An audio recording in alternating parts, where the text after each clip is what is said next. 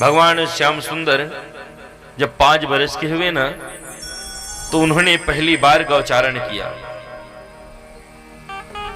और गौचारण करने के लिए प्रभु अपने मित्र मंडली के साथ में चले गए।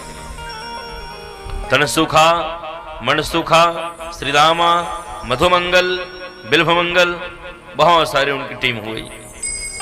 सारे गोप मंडली को लेकर कन्हैया पहुंचे हैं निधि वन में और यमुना के पुलिन पर गौचारण कर रहे हैं। एक दिन की बात, ठीक ऐसे ही मध्याह्न दोपहर का समय था। कन्हैया ने जो टीम बनाई थी, उनका एक नियम था।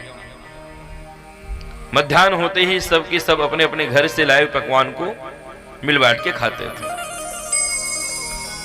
दोपहर हुई, सारी गैया चरने में लगी हैं। सारे गोप ग्वालों को भूख लगी। कहने लगी, कन्हैया बड़ी जोरों से भूख लग रही है, अब खेल बाद में खेलेंगे, पहले कुछ खा लेते हैं। सारे गोप मंडली आ गई, सारे ग्वाले आ गए। एक है जो नहीं आया, नाम है तनसुखा। तनसुखा अकेला बैठा है, पूरी मंडली बैठी है भोजन पाने के लिए। मिल बांट के खाना चाहिए, ऐसा भगवान का नियम है। सो सबको मिल करके, बिठा करके, बांट करके खाने वाला कन्हैया क्या देखता है, तनसुखा नहीं आ रहा है। भगवान ने बहुत बुलाया, तनसुखा देख यहां हम सब मित्र बैठकर भोजन कर रहे हैं, तो भी आ। और ला देख तेरे घर से क्या आया है, तेरी मैया ने तेरे लिए क्या पकवान बनाए हैं। लेकिन सुन के भी तनसुखा नहीं आया। भगवान कन्हैया बार बार बुला रहे हैं, आ जा एक साथ बैठकर खाएंगे। तनसुखा आया ही नहीं। बहुत समय बीत गया, कन्हैया को लगा तनसुखा तो बड़ा स्वार्थी है, जरूर तेरी मैया ने कोई बहुत सुंदर पकवान बनाया होगा, तू बांटकर नहीं खाना चाह रहा है। तू कपटी है तनसुखा, तो हमसे अपना पकवान देना नहीं चाह रहा है हमको। तनसुखा सुन रहा है पर कुछ बोल नहीं रहा है।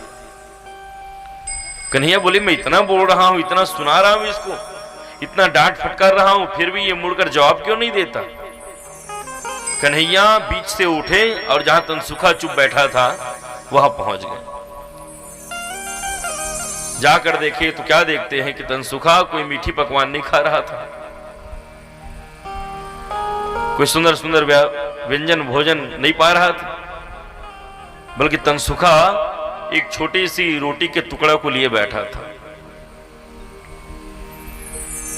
और आंख में आंसू भरा हुआ है।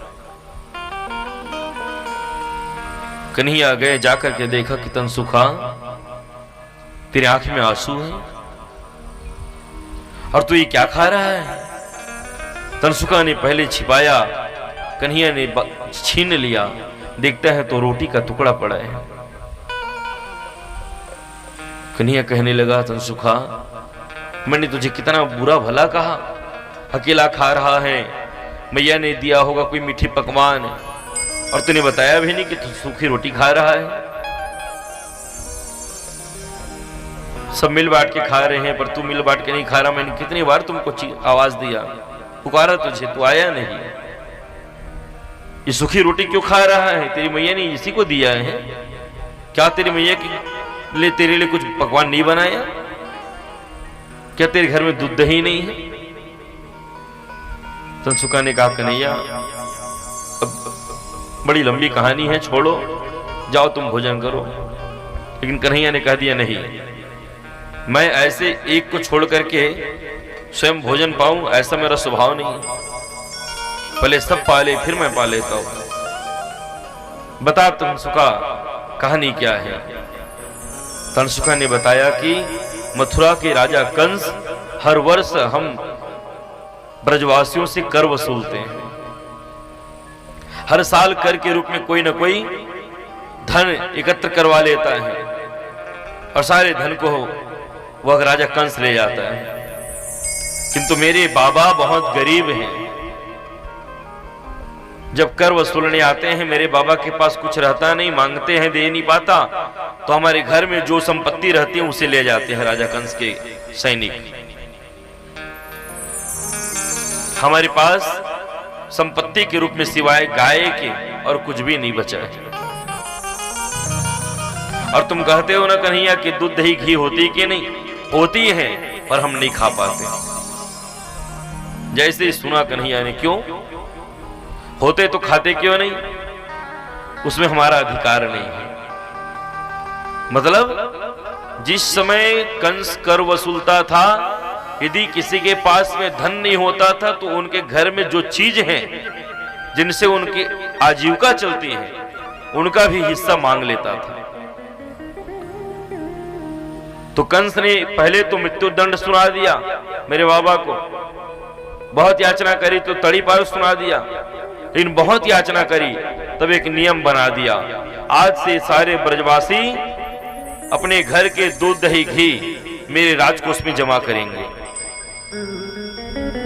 तब से सारे ब्रजवासी राजा कंस के डर के मारे दूध दही घी चोरी छिपे ले जाते हैं बेचने के लिए। कन्हैया ने कहा गलत बात,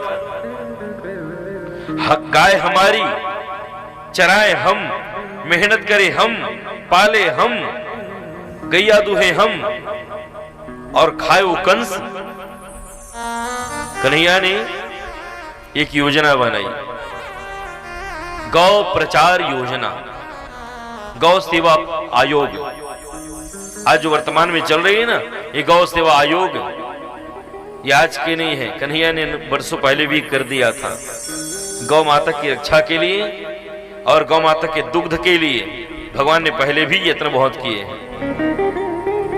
प्रभु ने संकल्प कर लिया और सारे ब्रजवासियों को तैनात कर दिया, खबरदार आज के बाद कोई भी राजा कंस के द्वार में दूध दही बेचने गया तो गाय हमारी, सेवा हम करें तो माखन भी हम ही खाएंगे, दूध भी हम ही पिएंगे, घी भी हमारा होगा।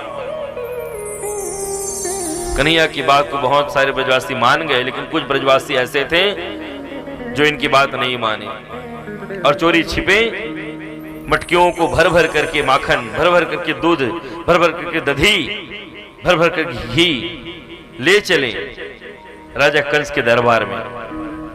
राजा कंस मुमांगा कीमत भी देता था उनका,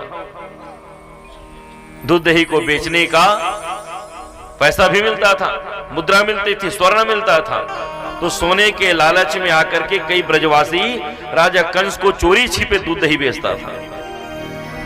कन्हैया के लाख मना करने के बाद भी जब सारे ब्रजवासी नहीं सुधरे, तब कन्हैया ने कहा अब ऐसे काम नहीं चलने वाला, अब हम रास्ते में बैठे रहेंगे, कोई भी यदि कंस के दरबार में दूध दही बेचने जाएगा तो उसकी मटकियां छीन लेंगे, और यदि नहीं मानेगा तो मटकियां फोड़ भी देंगे। यदि हम नहीं खाएंगे तो हम उसको भी खाने नहीं देंगे। हम ब्रजवासी भूखे मरे और वो राजा कंस दूध दही खाए।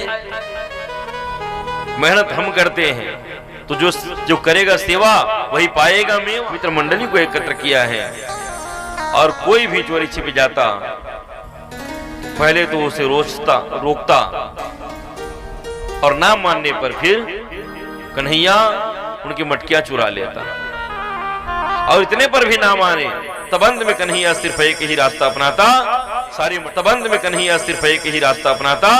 सारी मटकियों को कंकड़ मार के फोड़ देता ताकि उसके दूध दही भी बिखर जाए। बार बार मना करता है फिर भी नहीं मानता, तो क्या करेगा? कन्हैया ने वही अपनाया, सारी मटकियां फोड़ना चालू किया और फिर प्रभु माखन चोरी की इस लीला को यहां विराम देते हैं।